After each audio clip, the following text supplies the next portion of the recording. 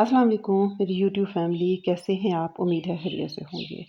जी friends, आज मैं आपके लिए लेके आई हूँ सर्दियों में होने वाली तमाम बीमारियों का शाफ़ी इलाज, जिनमें नज़ला, ज़ुकाम, खांसी, सीने की जकड़न, खौं-खौं, खुश्क खांसी, ढीठ खांसी, इवन बुखार और जोड़ों के दर्द का एक शाफ़ी देसी इलाज। जी, ये इलाज है दूध जलेबियाँ।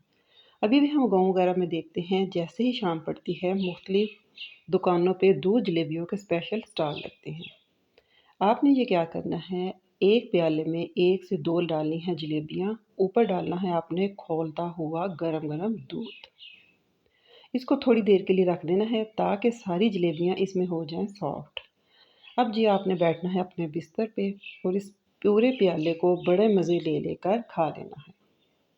कुछ लोग इसको कहते हैं इन दूध जलेबियों को पी भी लेना है। और आपने अगर आप चाहें तो 5 से 7 मिनट के बाद आप कुल्ली कर सकते हैं। इसके बाद आपने कोई पानी वगैरह नहीं पीना और सो जाना है।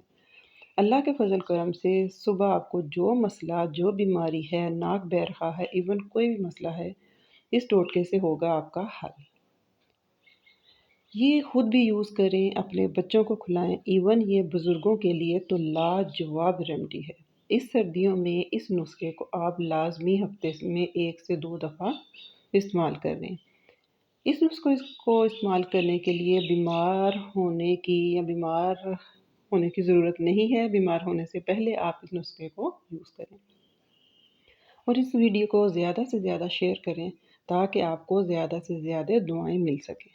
उम्मीद है फ्रेंड्स आपको मेरी ये आज की बड़ी सुपर डुपर एक नुस्खे की रेसिपी पसंद आएगी।